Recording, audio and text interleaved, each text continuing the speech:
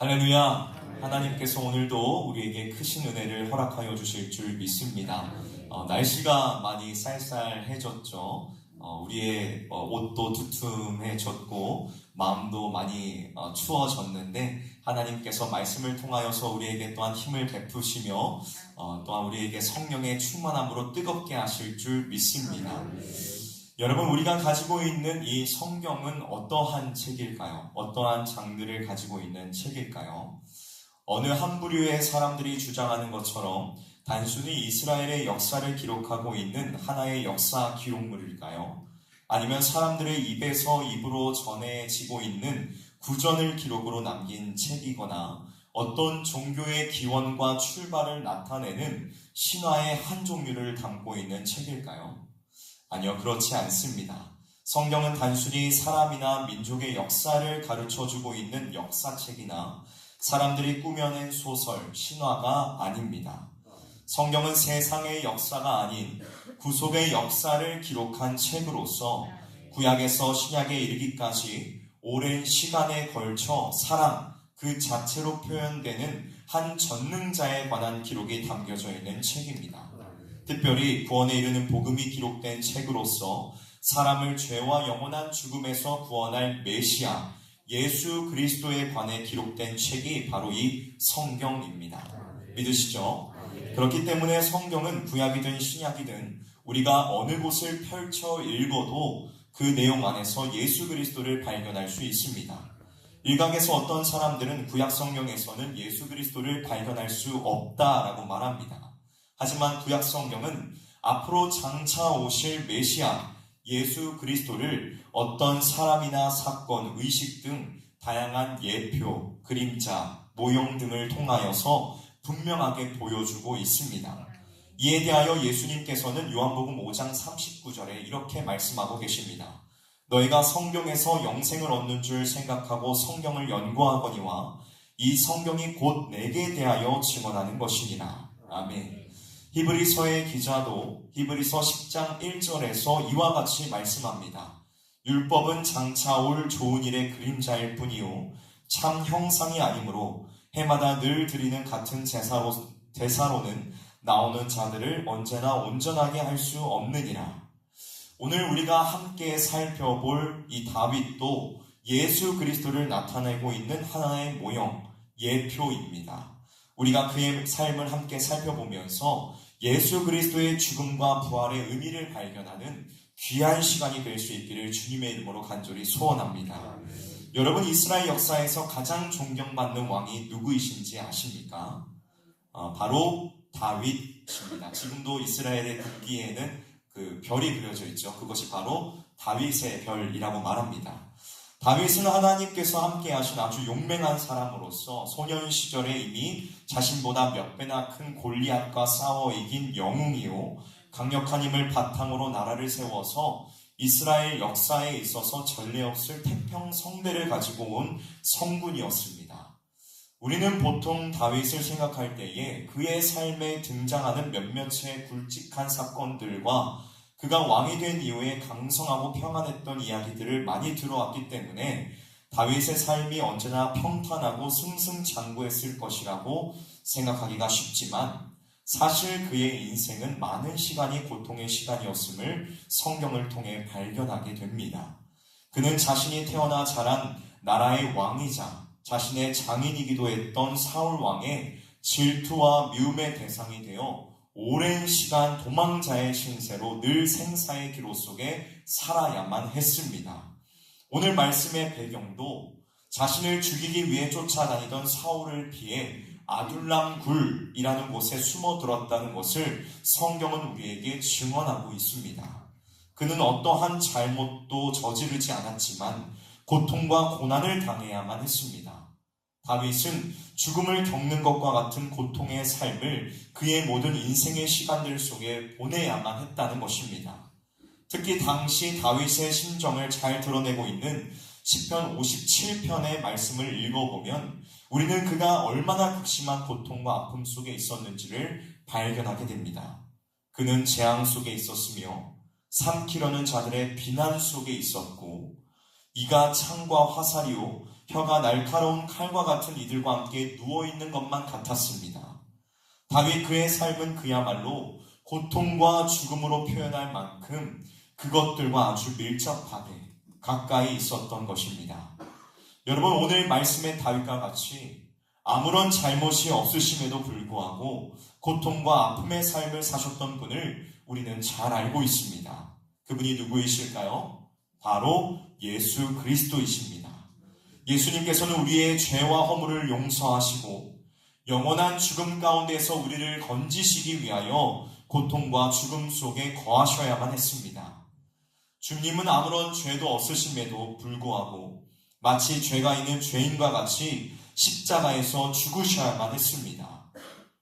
주님은 구약시대 제사에 드려지는 어린 양과 같이 하나님의 흠없는 어린 양이 되어 묵묵히 그의 백성들을 위한 대속의 길을 걸어가셨습니다. 여러분, 예수님께서 예루살렘을 입성하실 때 무엇을 타고 입성하셨나요? 바로 어린 나귀를 타고 입성하셨습니다.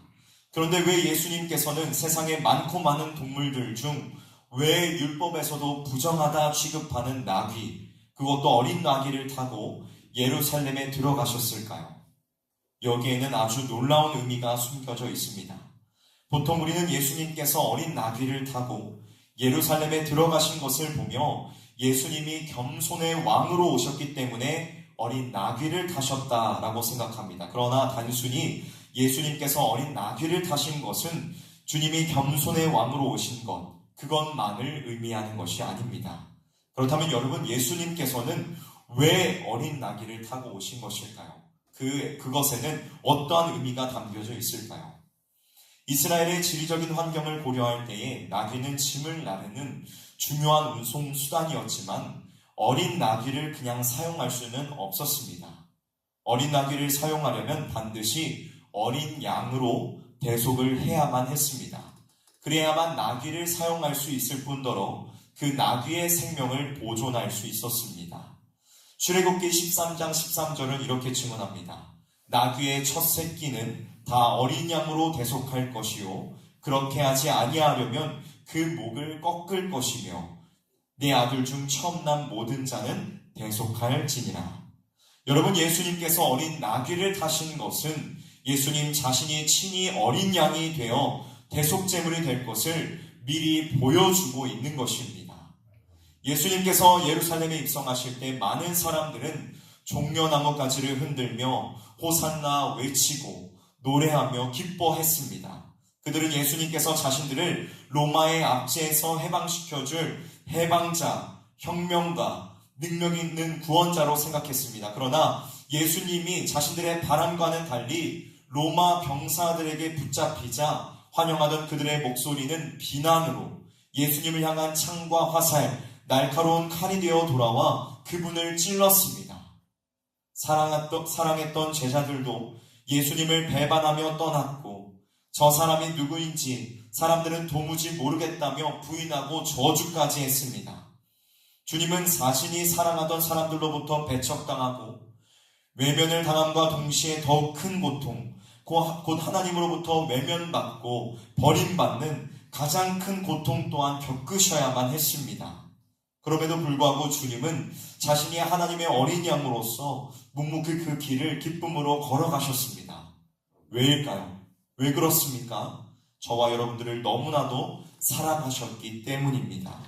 우리는 아둘람굴에 모였던 사람들처럼 환난당한 자, 빚진 자, 마음이 원통한 자로서 버림받아 마땅한 자들이었지만 주님은 우리가 죽음과 멸망의 길로 가는 것이 너무나도 안타까워서 자신의 몸을 내어주시어 생명을 전해주셨다는 것입니다. 하나님의 원수가 되어 구원의 여망조차 바랄 수 없던 우리에게 자신의 고난과 죽음을 통해 구원의 길을 열어주셨다는 것입니다. 그러나 여러분, 예수님의 십자가의 죽음, 그것으로만 끝이 났다면 그것은 완전한 구원이 되지 못하였을 것입니다. 왜냐하면 결국 죽음을 이기지 못한 것이 되기 때문이죠. 예수님께서 십자가의 죽으심으로 구원의 사역이 마무리가 되었다면 그것은 예수님의 무력함만을 드러내는 일이 되었을 것입니다. 그러나 우리 주님께서는 사흘 만에 죽은 자 가운데서 죄와 사망의 권세를 이기시고 부활하셨습니다.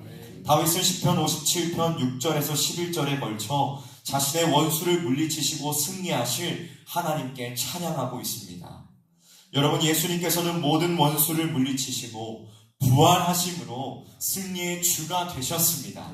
그리고 그리스도께서 얻으신 이 승리는 곧 우리의 승리가 됩니다. 이에 대하여 칼빈은 이렇게 이야기하고 있습니다. 그 자신이 죽음에 굴복해 버리셨다면 어떻게 죽음에서 우리를 해방하실 수 있었겠는가? 그 자신이 싸움에 지셨다면 어떻게 우리를 위해 승리를 얻어주실 수 있었겠는가? 그러므로 우리는 우리 구원의 내용을 그리스도의 죽음과 부활로 나누어 그의 죽음에 의해 죄가 말소되고 죽음이 말살되었으며 그의 부활에 의해 의가 회복되며 생명이 소생했다고 해야 한다 라고 말하였습니다. 사랑하는 성도 여러분, 예수 그리스도의 부활을 믿으십니까? 진정으로 믿으십니까? 우리가 주님의 부활을 믿는다면 이미 부활의 생명의 능력은 우리 안에 있습니다. 우리가 주님의 부활을 깊이 마음속 깊은 곳으로부터 믿고 있다면 우리는 주님과 상관없는 자들이 아니요 생명의 능력으로 깊은 관계 속에 있는 자들이라는 것입니다. 그러므로 이제 우리는 이 놀라운 부활의 능력을 소유한 자들로서 세 가지를 기억하며 살아가야 합니다. 첫 번째는 부활을 믿는 확실한 믿음 가운데 살아가야 합니다. 어떠한 삶을 살아가야 한다고요? 부활을 믿는 확실한 믿음 가운데 살아가야 합니다. 부활할 것을 굳게 믿는 사람들은 죽음을 두려워하지 않습니다. 여러분, 세상에서 가장 무서운 사람이 누구인지 아십니까? 죽음을 두려워하지 않고 물불 안 가리고 나아가는 사람이 세상에서 제일 무서운 사람입니다. 그런데 우리가 바로 그러한 자입니다. 사람에게 가장 커다란 죽음인 죽음을 두려워하지 않기에 우리는 모든 일에 담대함으로 나아갈 수 있습니다. 오늘 우리가 어떠한 일을 만나든 우리는 두려워할 이유가 전혀 없습니다. 우리는 부활의 능력을 가졌고 생명의 능력을 소유하였기 때문에 우리는 담대함으로 오늘 하루를 살아갈 수 있습니다. 다음 두 번째로 우리는 부활의 소망을 가지고 살아가야 합니다. 무엇을 가지고 살아가야 한다고요? 부활의 소망을 가지고 살아가야 합니다. 부활에 대한 소망을 가진 사람들은 이 땅에 시선을 두지 않습니다. 이들의 시선은 하늘에 있습니다. 이 세상에 있는 것들은 곧 썩어져 없어질 것이므로 우리는 이것에 미련을 두거나 과도하게 집착하며 살아가서는 안 됩니다. 여러분, 이 땅을 바라보면 우리는 한숨을 쉴 수밖에 없습니다. 하지만 하늘을 바라보면 하나님께서 우리에게 주시겠다 약속하신 그 영원한 기업을 바라보면 우리는 오늘도 기쁨으로 즐거움으로 살아갈 수 있습니다. 우리 모두가 다 그 부활의 소망을 가지며 하나님의 나라, 우리의 영원한 기업을 바라보며 즐거움을 가지고 살아갈 수 있기를 원합니다. 마지막 세 번째는 사랑의 능력을 가져야 합니다. 무슨 능력을 가져야 한다고요? 부활을 확실하게 믿는 자들은 부활의 능력을 허락하신 하나님을 사랑하며 또 그 사랑을 전하는 증인의 삶을 살아가게 됩니다. 그러므로 부활의 능력을 전하는 삶을 우리는 살아가야만 합니다. 예수님께서 하늘로 올라가실 때에 제자들에게 말씀하신 명령이 있습니다. 그것이 무엇이지요? 오직 성령이 너희에게 임하시면 너희가 권능을 받고 예루살렘과 온 유대와 사마리아와 땅끝까지 이르러 내 증인이 되리라 말씀하셨습니다. 우리는 모두 증인으로서의 삶을 살아가야 합니다. 여러분, 법정에서 증인은 어떠한 사람들만이 될 수 있습니까? 그 사건을 보고 들은 사람들만이 증인이 될 수 있습니다. 우리는 예수 그리스도의 죽음과 부활에 대한 증인입니다. 우리는 하나님의 말씀을 통해 그 모든 사실을 듣고 알고 있는 사람들입니다. 그러므로 우리는 이 놀라운 사실을 증언하는 삶을 살아가야 합니다. 이것이 저와 오늘 여러분들에게 주어진 명령이라는 사실을 기억하면서 오늘도 예수 그리스도의 죽으심과 부활을 담대하게 세상 가운데 증거하는 삶을 살아가는 저와 여러분이 되시기를 주님의 이름으로 간절히 소원합니다. 이것은 단순히 예수님을 믿으세요 라고 말하는 삶이 전부가 아닙니다. 그리스도의 죽으심과 부활을 믿는 자로서의 삶을 살아가는 것, 은혜를 받은 자로서의 합당한 삶을 살아가는 것이 곧 증인으로서의 삶을 살아가는 것이라는 것입니다.